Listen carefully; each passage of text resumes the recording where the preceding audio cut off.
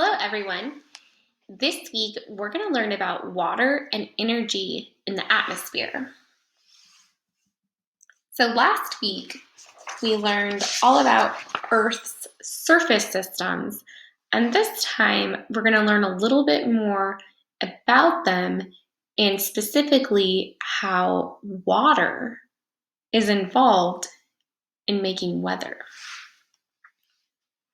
So Earth has a radiative energy budget. What does that mean? What's an energy budget? An energy budget describes where energy comes from and where it goes. On Earth's surface, the energy comes from solar radiation. We learned about that last week. Most of the solar radiation that hits the Earth comes from visible light. The incoming sunlight is about 340 watts of power for each square meter. However, nearly a third of that energy is immediately reflected back out into space. So the sunlight comes into Earth and then boom, it shoots right back out into space. A third of it. And how is it reflected? Well, it's reflected by clouds.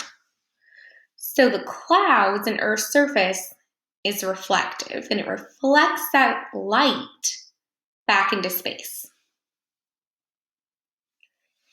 The energy that is absorbed by Earth's surface is re-radiated upward as infrared energy. So a third of the energy goes right back out into space. 2/3 of that energy doesn't go back into space. It's absorbed by Earth's surface.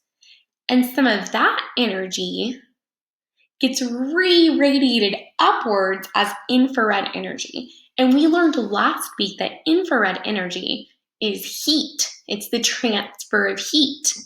Remember, we watched the video with the infrared camera and we saw that heat was different colors. So some of this infrared energy is absorbed by gases in the atmosphere, and then it's re-radiated back down to Earth. And that cycle is known as the greenhouse effect. So we have the sun hitting the Earth. A third of that light, the visible light, just goes right back into space. 2/3 of it heats up the surface of the Earth. Some of that heat gets re-radiated out to the atmosphere as infrared heat. And some of that heat gets trapped by gases in the atmosphere, which is the greenhouse effect. Most pathways of energy to and from Earth's surface take the form of electromagnetic radiation in the form of incoming sunlight or outgoing infrared light, which we feel as heat. You can feel the sun's rays, and you can see them too. So let's look at this diagram. So we're looking at components of Earth's energy budget. Earth's energy budget is a complex system fueled by energy incoming from the sun and the transfer of energy back and forth between the Earth's surface and atmosphere.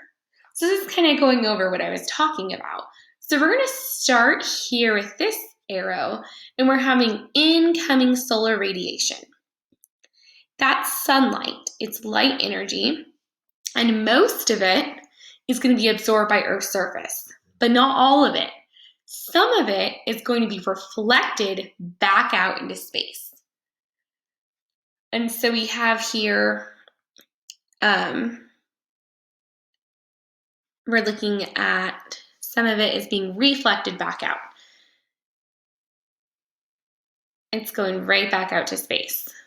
Now, other is absorbed, and it's going to end up getting trapped by some gases. So we can see that here. So we have stuff getting absorbed by the atmosphere, and it's going into gases where it's going to be trapped. So we have surface radiation. So we have the heat, the radiative heat going up. It's being trapped by gases and it's coming right back down as more infrared heat radiation. The total amounts of incoming and outgoing energy are not the same. Due to human increases in greenhouse gases, more is entering than leaving Earth's atmosphere. So that's not good. Okay, let's move on. Temperature and pressure in the atmosphere. Temperature and pressure in the atmosphere is what creates weather. Weather is just changing the temperature and the pressure. If we just mess with those like they're two little toggles, then we're going to create all different sorts of weather conditions. Earth's atmosphere extends for hundreds of kilometers into space. But because its gases are compressible, most of the atmosphere can be found within 5.5 kilometers of the surface. The atmosphere is divided into several layers based on composition and temperature. Clouds and weather exist in the dense troposphere. Temperatures increase throughout the stratosphere because ozone in this layer absorbs ultraviolet radiation from the sun. Aurorae, such as the northern lights, occur within the thermosphere and the exosphere. So we have all of these different layers of our atmosphere. So we don't live in the sky. We're not birds or rocket ships. So we're down here in the troposphere, which is where all the clouds live and the stuff we see. So we can see the temperatures at the stratopause are in the thermosphere are high, but it's misleading. Due to the near vacuum conditions at these high altitudes, only a few gas molecules interact with sunlight, but they're very energetic. So airplanes, they go just above the troposphere.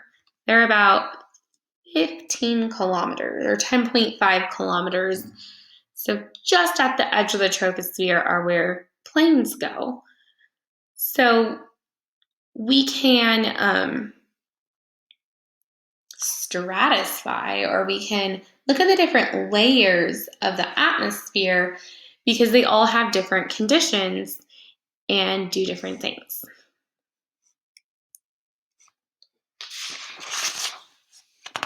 Okay, the next thing we're going to look at is evaporation and transpiration. The water cycle, which we learned about last week, it starts with evapotranspiration. That's a crazy word, but if we break it down, it's made up of two words. It's a combination of evaporation from bodies of water and transpiration from leaves of plants.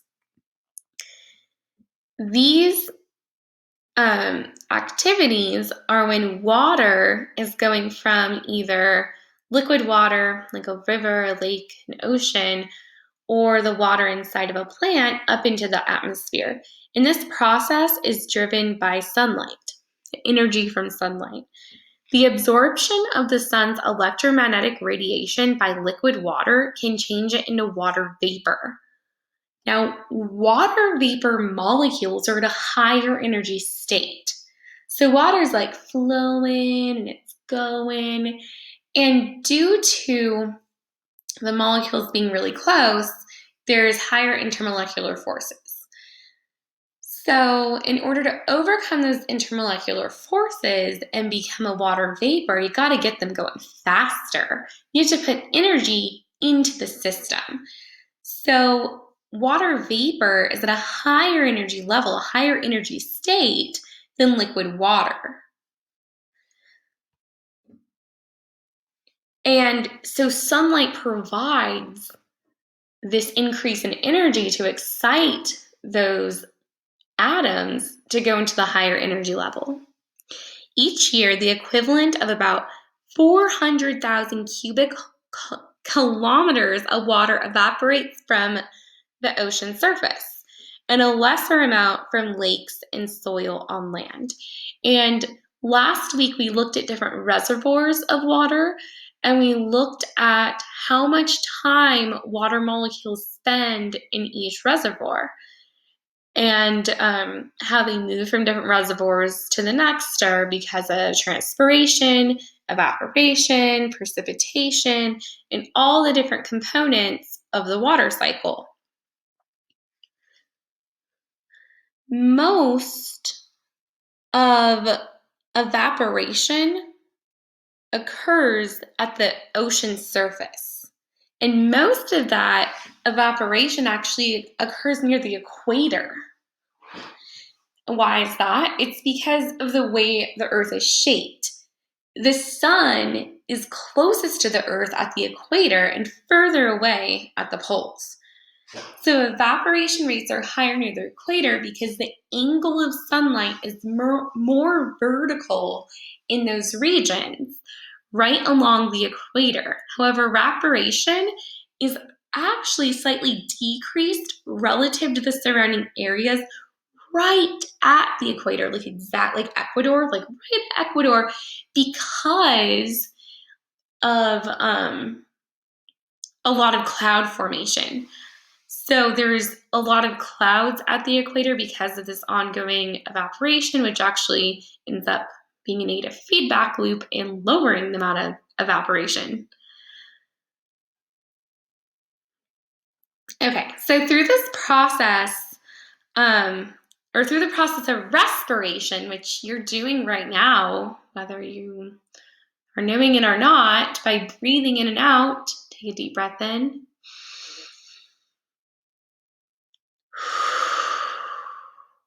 Respiration. So through the process of respiration, plants and animals also release water vapor. I just released water vapor. In respiration, food is broken down to release energy needed by the organism.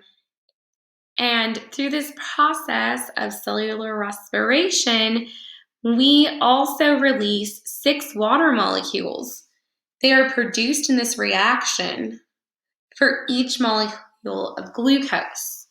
So we're taking our glucose, we're breaking it down into carbon dioxide and water. It's opposite of photosynthesis. It's also called combustion. It's the combustion reaction. We're going to need glucose plus oxygen. Breathe it in. Eat some food. Breathe it out. CO2 and water.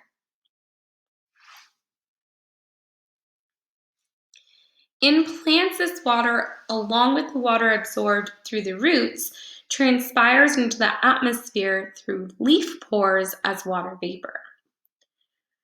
And because of this evaporative process, this is why if you're standing on grass on a hot summer day, it's a lot cooler than standing on concrete or asphalt.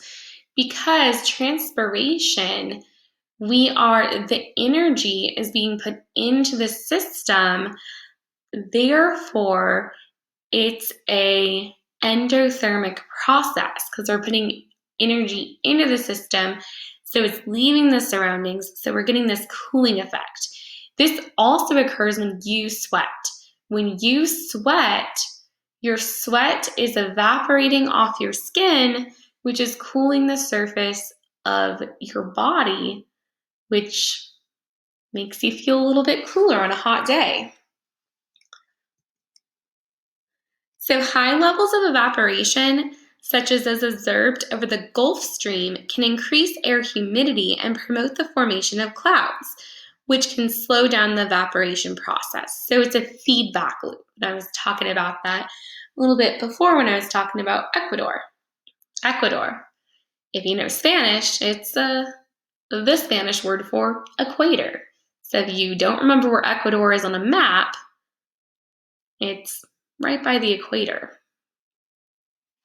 So that's a little helpful hint for you.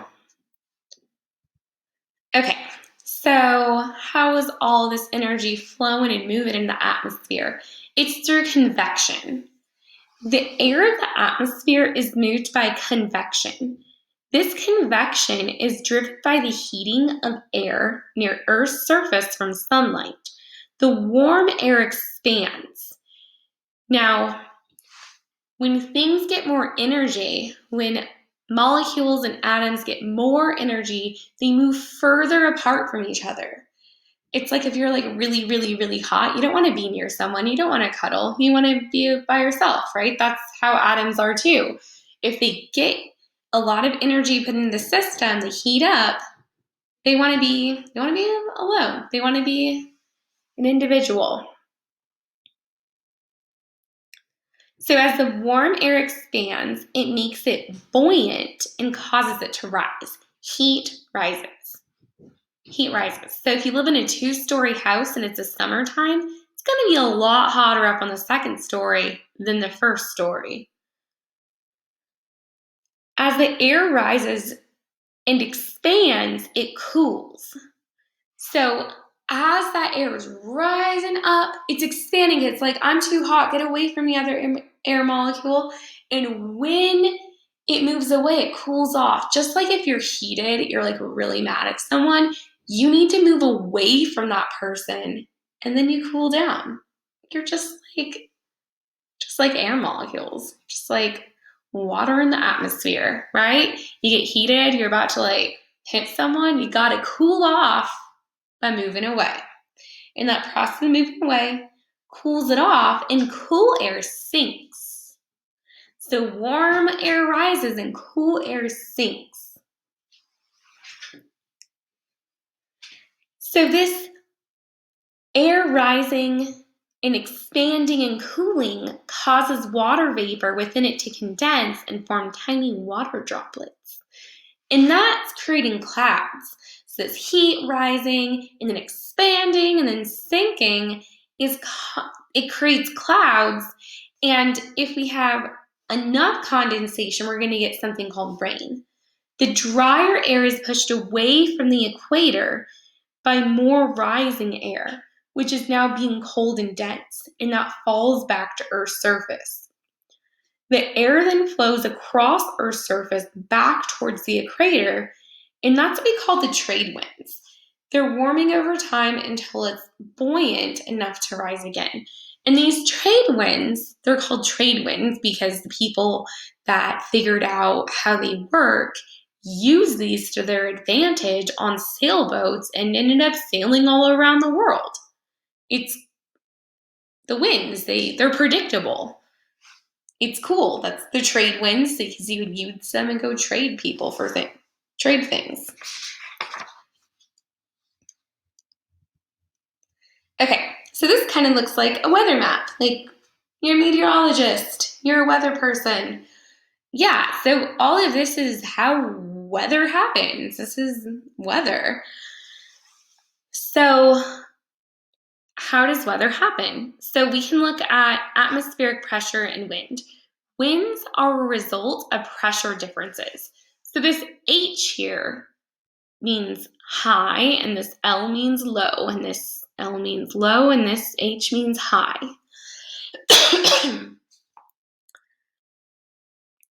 So winds are a result of pressure differences in the atmosphere or Earth's surface, with air moving from regions of high pressure to regions of low pressure. So we're going to go from high pressure to low pressure. It's going to move in that direction. These patterns are constantly shifting day to day and season to season, which causes weather. Differences in pressure can occur for several different reasons, but they're usually the result of differences in heating rates. So we're going from high pressure to low pressure. How quickly is it getting there? Is it a really fast heating event? Is it a slow heating event?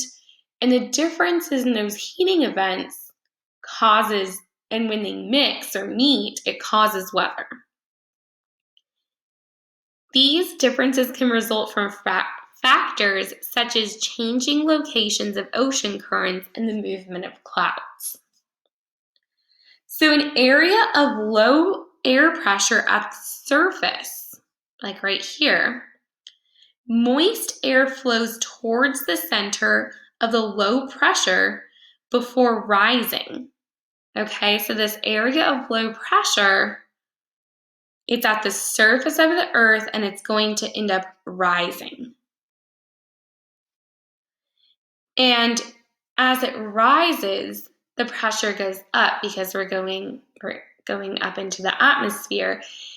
And why is this pressure rising? Why is this air rising? It's because it's being heated by the sun, right? It's being heated by the sun at the surface, and heat rises. As it rises, it's going to expand. It's going to move. So right here we have that high pressure and it's expanding. It's going to happen in both directions. So this high pressure is going to end up becoming another low pressure, and as it expands, it cools.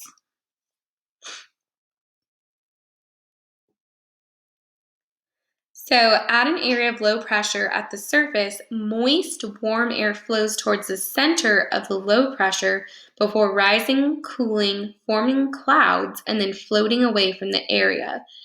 At areas of high pressure, dry, cold air high in the atmosphere falls and warms as it approaches the surface. The area then flows away from the area.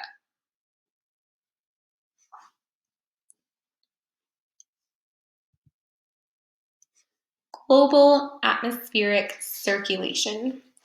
So due to Earth's size and the rate of rotation, the general global pattern of air circulation is broken up into 6 cells. The locations and structures of these cells are always shifting, day to day and season to season. In the northern hemisphere, it's where we live. It's a great hemisphere. The bottom of the Hadley cell forms winds that blow toward the west. The trade winds, we talked about those. In the bottom of the Ferrel cell forms winds that blow from the west. They're called the westerlies. So we have winds that go in different directions. And knowing how to use those winds, you can sail a sailboat, or you can get better fuel economy if you are a pilot and you are traveling across the United States. So this is why most of the weather in the United States goes from west to east. So our weather has predictable patterns. The weather starts in the west and it goes to the east. So we see storm fronts and storms, they go from the west to the east. So in California, we get the storm first. We get new storms, fresh storms. Arizona, they're getting our old storms. So we can look at these different zones. Okay, so I'm going to give you the definitions for these zones, and then we're going to look at them in a global picture. So latitude pressure zone. So what is latitude? Latitude is if we think of like long horizontal lines around the earth. Okay, so that's latitude. They're these lines that run across. They run horizontally. So the latitude pressure zone are places where air is rising. They're low pressure zones. They're places where the air is falling or high pressure zones. So latitude pressure zones. So if the air is rising, it's low pressure zones, and places where the air is falling, it's high pressure zones. Polar cells. Some of the air that rises at about 60 degrees north and south flows towards the poles, where it falls as very cold and dry air. So this creates things called like polar vortexes, where we get really, really, really cold air coming from the poles and Canada into like the northeast. And we've seen like, oh, a polar vortex, and everything's really cold and frozen because of that very cold and dry air. Another cell we have are Ferrel cells. They form around 50 to 60 degrees north and south, and the air masses tend to rise, creating rainfall. So areas in the Ferrel regions, they have a lot of rain. And then we have Hadley cells. So Hadley cells, warm air at the equator rises and cools. And these Hadley cells occur about 30 degrees north and south, and most of the rain on Earth falls here. So we're looking at Hadley cells. These are subtropical regions. It's where you're going to get like tropical rainforests. Your Thailand, your Brazil, those kind of places, if we're looking in different hemispheres. Okay, so let's look at this globe. So we have our polar cells, and our polar cells are located near the poles, right? We have North Pole where Santa lives, and we have the South Pole where penguins live.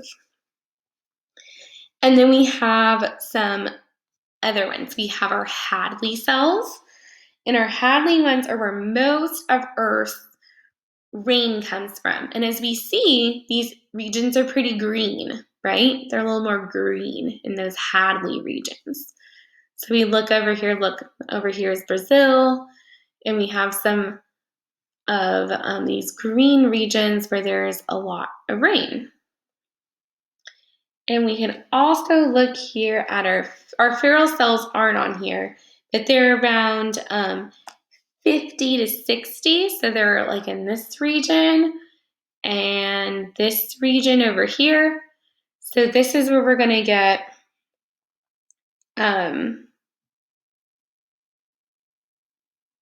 the feral cells. The air masses tend to rise, creating rainfall, and then flows towards the equator at high altitudes, falling back at around 30 degrees north and south. So we have those westerly winds, and we have our northeasterly, or our trade winds, and they go a different way. And we can use these winds to sail the ocean. We can use these winds to predict the weather because we know how storms will flow based off of these winds. Okay, so humidity and condensation. Humidity. The amount of water vapor that can exist within air changes depending on temperature. That's what humidity is.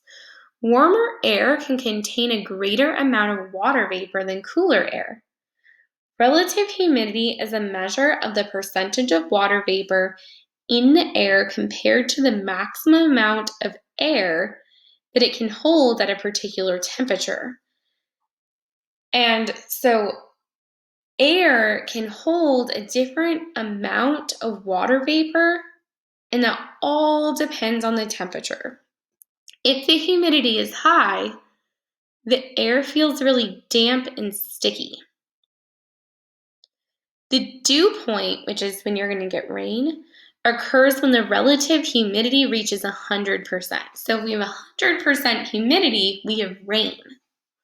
At this point, no more water can be held in the air, and the droplets of liquid water or crystals of ice will begin to form. Clouds are visible because they consist of tiny condensed ice crystals or water droplets. So the humidity actually depends if we're going to see clouds. If you look outside, some days you see clouds and some days you don't. So if you're asking yourself, what happened to the clouds? Where'd the clouds go? Well, it depends on the humidity. How much water is in the air at a specific temperature will determine if you see clouds in the sky. So it's not about like chemtrails, it's about humidity and condensation. So the temperature and the amount of water vapor, that determines if you're going to see clouds in the sky. Or contrails, which are caused by the condensation of the exhaust out of an airplane. So it's not a conspiracy, it's science, it's temperature and humidity makes clouds. So let's look at another picture. So if we're looking at this, let's look at this graph here. So water vapor and temperature. Dew and frost usually form late at night or early in the morning. So if you wake up early, which you probably aren't, because you're a teenager. You're probably waking up at like noon, let's be honest.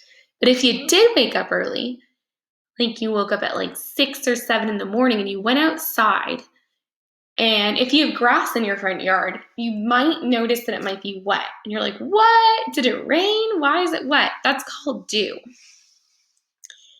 And that happens when the air gets colder than the point of 100% humidity. So as the temperature falls, the air can hold less water vapor. Because it can hold less, water droplets form. So that dew or frost forms on surfaces such as the grass. If it's the winter time and it's nighttime, you're not going to get dew, you're going to get something called frost. And sometimes during the winter, that condensation, because the windshield on your parents' car is going to get so cold that the air cannot contain that amount of humidity, and it's going to form frost and freeze on that cold windshield. So if we look at this chart, we can see different levels of humidity. So we have 100%, so it's raining, it's snowing. 75, it's feeling sticky and hot. 50, and then 25%. So we can see that at different temperatures, there's going to be a different amount of water vapor. So if we want it to rain, it has to get to 100% humidity. So as we see, for rain to happen, we need more water vapor, right? And the more water vapor we have before it turns to rain means a higher temperature. So and this is all, the temperatures here are all above 30 degrees. And in Celsius, water freezes at 0. So we're all getting, this is all about liquid water. We're not doing snow in this scenario. So so for Celsius, a really comfortable temperature we have is going to be something like, this is all really hot temperatures. Something like 25 degrees, which isn't on here, but that's okay. We'll look at 36 degrees. It's actually pretty hot. It's like 100 degrees. And they're all kind of similar, but we can look at other ones. So you can see that if we have lower humidity, which we get in the summertime, that means that that there's not a lot of water vapor in the air. And for it to rain, we would have to have a lot more humidity. Okay, let's look at this graph. So in this graph, we're looking at relative humidity and air temperature. So what causes humidity to happen? So how does humidity happen? Well, we're looking at one day, okay? So this is midnight, starting on day 1. At nighttime, the air cools, right? Because the sun is not heating the surface of the earth, it's heating the other side of the earth.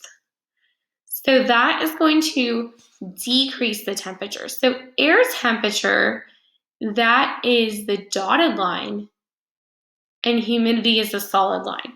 So during the nighttime, the temperature decreases. And this is an inversely proportional relationship to humidity. So as the temperature is decreasing, the relative humidity is increasing. That's why a lot of times at night it will rain where it didn't rain in the daytime. It's because of that drop in temperature is leading to an increase in humidity. And then when the earth is moving, when the sun starts to heat up the surface, the air temperature increases. And because the air temperature is increasing, the relative humidity is decreasing. So it's an inversely proportional relationship. And if the air temperature heats up very quickly, the humidity will diminish very quickly and it will be very dry air. so types of precipitation. How do different types of precipitation form? With precipitation, it's not just rain, I'll tell you that. So precipitation is when humidity reaches 100% and the air temperature continues to drop, and water vapor will continue to condense and eventually fall to the ground. That's not just rain. We can have different kinds. So rain happens when frozen precipitation melts and reaches the ground as rain. So how does this happen? When warm air encounters a colder, denser air mass, the warm air is pushed up and over the colder air because heat rises, right? Heat rises. So if we have some warm air and it's going to meet some cold air, that warm air is just going to go push straight through that cold air. So we have cold air here. We have cold air there. A warm air comes in and it's like, whoa, I'm slicing you. I am getting in between you. Go away, cold air. I am warm air. And it's going up, up, up. And when that happens, it's going to form precipitation. So the temperature of the air high in the atmosphere is below the freezing point of water. So this temperature up here is really, really cold high in the atmosphere. So it's really cold air. So when this warm air comes, it's cutting it out. The type of precipitation that reaches the ground is dependent on the temperature of the air. It falls through the temperature near the surface.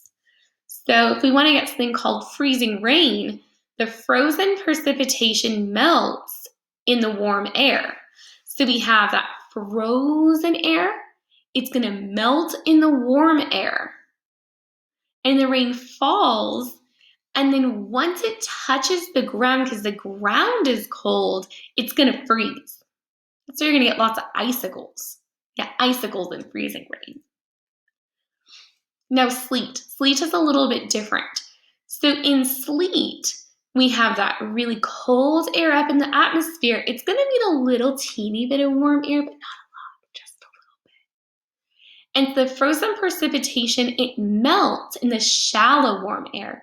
So this icy cold stuff is just lightly melting, and then it refreezes as it falls down. It's refreezing into sleet, which is like a slushy snow. Okay, so what's snow? How do we get snow? We get snow when there's no warm air pushing through. We have cool air at top, and there's nothing heating it up as it falls down. So snow falls through cold air, and it reaches the surface, which is also cold. So there is no warm air. So the difference between rain and snow is if we have a warm air event pushing through the cool atmosphere. So air temperature usually drops when one air mass is lifted during a collision with another, denser air mass. The form that the precipitation takes depends on the temperature of the colliding air masses. So we get weather when we have air masses colliding, a collision. A collision is going to cause a change in energy, and energy a lot of times is going to contain heat transfer. If we don't have a lot of heat transfer, we're going to get snow. If there's a lot of heat transfer, we're going to get rain. So we can see the direction of storm movement. So we have cold air. If cold air meets warm air, so really cold air meets really warm air, we're going to have heavy showers and lots of rain. Lots of rain. Now, if we have, so this is direction, if we have warm air meeting cool air, not cold, but cool, we're going to have moderate to light showers. So the difference in why we're getting light rain versus heavy rain all depends on what's colliding into what and the things that are colliding, are they warm and cool? Is it cold and warm? Is it hot and cold? What's colliding? And that's going to totally shape the weather. And in our case, in our hemisphere, the direction is going to go from west to east. It's going to go from west to east. And that's going to shape our weather. Okay, so what happens if we have severe weather? Well, there's a lot of weather that happens in the United States. The United States has like the most tornadoes on Earth. We get hurricanes, we get severe thunderstorms, we get all different kinds of weather. We're a very diverse weather system. Other countries don't have as diverse weather. So we're a very interesting country because we're big, so we get lots of different types of weather systems happening. Humans rely on precipitation for fresh water and for agriculture. We need water so that we have food because it needs to rain so that our crops grow. But under certain conditions, severe weather can pose a natural hazard and can be damaging and life-threatening. When cold fronts collide with warm fronts, the warm air is quickly lifted and cools rapidly. And this can create storms with strong winds and lots of precipitation. And that's what we saw here, right? We can have heavy showers and lots of rain. Heavy precipitation can lead to catastrophic flooding. Snow blizzards can shut down towns and cities. Freezing rain can tear down trees and power lines. Hailstones the size of baseballs can damage houses and cars. In certain cases, tornadoes can spin off along these storm fronts, causing intense winds that can exceed 400 kilometers an hour and tear up everything in their path, like Dorothy in The Wizard of Oz. Fortunately, real-time ground and satellite radar monitoring can identify places where severe weather is likely to occur and provide the data for warning systems that can let people know when it's time to evacuate or seek shelter. So we can use these radar and satellite imaging to figure out what's going to happen in the next few hours, the next few days, and even in the next few weeks, because we know which way the winds blow. Hurricanes and typhoons are examples of tropical cyclones, which are large, rapidly rotating storm systems with high winds, a low pressure eye, and spiraling arms of thunderstorms. Hurricanes tend to develop in tropical latitudes over warm water, which causes rising air masses of humid air. Earth's Coriolis effect causes cyclones to rotate, taking evaporated water vapor from a very broad area and concentrating intense rainfall in a very small area. Human risks from hurricanes include wind damage, flooding, and coastal storm surges. We don't really get hurricanes in California. Sometimes we can get the tail of a hurricane that happens in like Cabo and different places in Baja California, but it'd be very, very rare for a full-blown hurricane to come up to us. So passive hurricanes near North and Central America. So hurricanes are going to occur in like the Baja region of Mexico, and they're also going to occur in the Gulf of Mexico on the other side of Mexico where we have like the Caribbean. And then they're going to, on that side, they'll go up to the northeast. But they don't travel because of the winds. They don't travel up the northwest. So we're not going to get a hurricane in Washington State or Oregon or even parts of California. However, on the East Coast, they can get hurricanes all throughout the coast, the eastern coast. Okay, so We've learned about weather, and I hope you enjoyed this lesson. Thank you.